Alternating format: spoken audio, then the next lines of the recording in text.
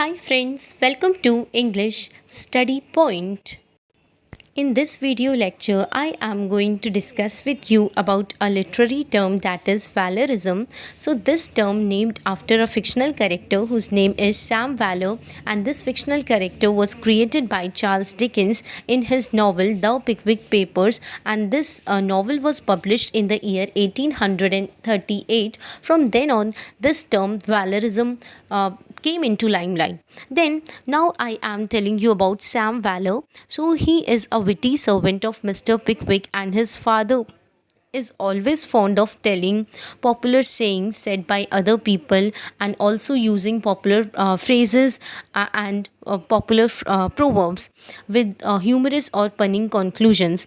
So he, in response to his father's popular sayings and using these popular phrases or popular proverbs, he developed his opinion that it is not always correct to use these popular proverbs as well as sayings and phrases in certain situations. So he, in response to all these, developed his own opinion and tried to prove already existing proverbs, phrases as well as popular sayings as wrong.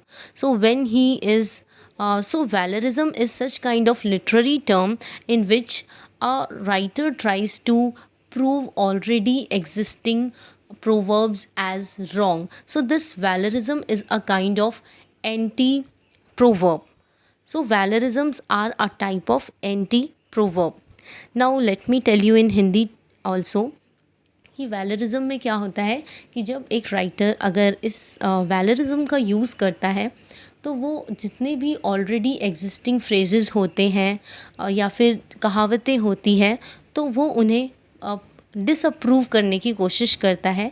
उसका ऐसा कहना होता है कि ये इस तरीके की फ्रेजेस और पॉपुलर कहावतों को या फिर प्रोवर्ब्स को हर एक सिचुएशन में यूज़ करना सही नहीं है। तो सैम वेलर भी जब उसके फादर इस टाइप की पॉपुलर कहावतों को उसके सामने कहते थे एंड प्रोवर्ब्स को बताया करते थे, तो वो अपने फादर पे हंसता था, क्योंकि उनका कहने का तरीका सैम वेलर को सही नहीं लगता था, क्योंकि वो किसी भी कॉन्टेक्स्ट में ये सब कह जाते थे एंड कंक्लूजन भी इससे काफ़ी ज़्यादा ह्यूमरस निकल कर आते थे।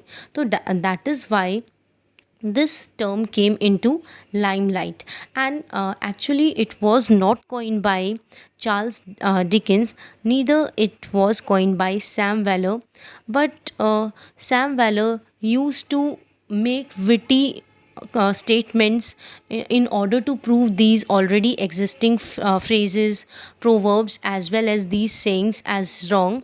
So people started calling his wordings as Valorism from the year 1839, soon after the publication of this novel. From then on, this Valorism, this term came into limelight. Now let's start this video lecture.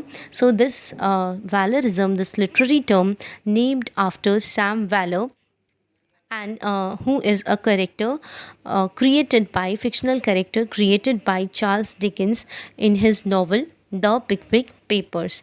And in Valorism, a writer tries to make fun of is already established cliches यानी कि किसी phrase को बार बार work के अंदर use करना. So in while using Valorism, a writer always tries to make fun of established, यानी जो already establish हो चुके हैं cliches and proverbs said by people, showing that they are wrong in certain situation. So यहाँ पर वो ये prove करना चाहता है कि इनका हर एक सिचुएशन में हम इन सभी प्रोवर्ब्स को यूज़ नहीं कर सकते हैं. तो एक तरीके का राइटर मॉक करता है जो ऑलरेडी एग्जिस्टिंग प्रोवर्ब्स को यूज़ करते हैं बिना किसी सिचुएशन के. देन एस वैलरिज्म ने, इस लिटरेरी टर्म ने बाकी सारे प्ले राइट्स को भी काफ़ी ज़्यादा इंस्पायर किया.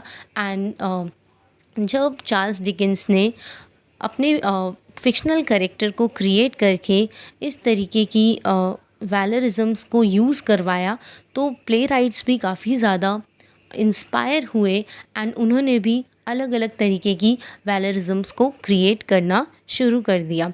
तो वैलरिज़म क्या है? एक तरीके की एंटी प्रोवर्ब है, यानी कि एक ऐसी स्टेटमेंट जिसके अंदर फ्रेज़ भी हो एंड साथ ही साथ उस फ्रेज़ के अंदर ये भी प्रूव किया जा सके कि ये फ्रेज़, यानी इस फ्रेज़ के साथ साथ ये भी प्रूव करवाया जा सके कि जितनी भी ऑलरेडी एग्जिस्टिंग प्रोवर्ब्स होती है वो सही नहीं होती है।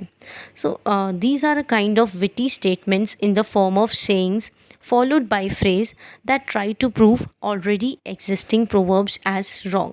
So valorisms are a type of anti-proverb. Valorism एक तरीके की anti-proverb है, क्योंकि ये जितनी भी अलग अलग proverbs होती हैं जो कि already exist होती हैं, उन्हें ये डिसअप्रूव करने की कोशिश करती हैं।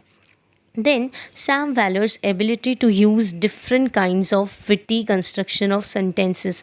तो जब भी वो अपने फादर की पॉपुलर सेइंग्स को सुनता था या फिर पॉपुलर स्टेटमेंट्स, फ्रेजेस, प्रोवर्ब्स को सुनता था, तो वो क्या करता था, वो उसी के रिस्पॉन्स में विटी कंस्ट्रक्शन यानी सेंटेंसेस को क्रिएट करता था जो कि काफ़ी ज़्यादा विटी होते थे। यानी उनके सेंटेंसेस पर, यानी उन प्रोवर्ब्स के रिस्पॉन्स में वो विटी सेंटेंसेस को क्रिएट करता था, ताकि जो उसके फादर जिन भी प्रोवर्ब्स को यूज़ कर रहे हैं उसे वो डिसअप्रूव कर सके। So to prove existing proverbs as wrong is called as wellerism. So it includes 3 parts and ये 3 पार्ट्स क्या क्या हैं? प्रोवर्ब्स या फिर सेइंग्स। कि वैलरिज्म, जो वैलरिज्म से रिलेट करते हुए सेंटेंसेस होते हैं, उनमें हम ये 3 चीज़ों को देखते हैं। उनमें पॉपुलर सेइंग्स होती है, यानी पॉपुलर कहावतें होती है।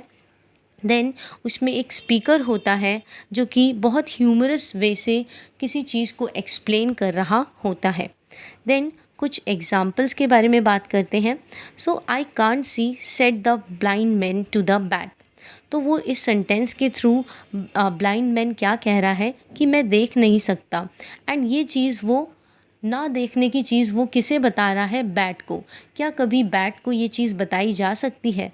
यानी इसका यूज़ करके वो इस चीज़ पर हाईलाइट करना चाहता है कि लोगों को, ब्लाइंड लोगों को कोई सुनने वाला नहीं है, तो वो ब्लाइंड मैन एक बैट को इंसान मान के उससे बात करने लगा है। Then neat but not gaudy said the devil as he painted his tail blue. यानी डेविल क्या कह रहा है? वो कहता है कि मैंने अपनी टेल को ब्लू कर लिया है, उसके बाद भी मैं नीट लग रहा हूँ, बल्कि मेरे अंदर शाइनिंग नहीं है। गॉजी का मतलब इतना शाइन नहीं कर रहा है पेंट कर लेने, अपनी टेल को पेंट कर लेने के बाद भी, क्योंकि वो एक डेविल है, इसलिए वो इतना ज़्यादा शाइन नहीं कर रहा है, सिर्फ़ और सिर्फ वो नीट दिखाई दे रहा है। तो वैलरिज्म क्या है? जितने भी ऑलरेडी एग्जिस्टिंग कहावतें होती है, फ्रेजेस होते हैं, तो उन्हें डिसअप्रूव करना, क्योंकि वो हर एक कॉन्टेक्स्ट में, हर एक बिना किसी ओकेजन के उन्हें यूज़ नहीं किया जा सकता। एंड इसे किसी ने कॉइन नहीं किया था, बल्कि एक चार्ल्स डिकेंस का फिक्शनल कैरेक्टर है, वो वैलरिज्म्स का बहुत ज़्यादा यूज़ करता था, क्योंकि उसके फादर जो भी उसे कहावतें सुनाते थे या फिर पॉपुलर फ्रेजेस या फिर पॉपुलर प्रोवर्ब्स का यूज़ करते थे, तो उसके रिस्पॉन्स में वो हमेशा अपने फादर को मॉक करता था, क्योंकि वो बिना किसी कंक्लूजन के, यानी बहुत ही ह्यूमरस वे से उन प्रोवर्ब्स का, जिनका कोई मतलब असेंस भी नहीं होता था, तो बिना किसी कंक्लूजन निकाले उसके फादर इतनी अच्छी अच्छी प्रोवर्ब्स का यूज़ कर लेते थे कि उसे एप्रोप्रिएट नहीं लगता था। तो इसीलिए उसने बोला कि जितने भी क्लीशेज़ या फिर प्रोवर्ब्स होते हैं, उन्हें, उनका हर किसी सिचुएशन में यूज़ करना सही नहीं है, इसलिए वो ऑलरेडी एग्जिस्टिंग प्रोवर्ब्स या फिर फ्रेजेस को डिसअप्रूव करता है। सो this is called as wellerism. Then इसी के साथ ये वीडियो लेक्चर एंड होता है। Hope this video lecture will help you in your UGC NET English Literature exams. Thank you.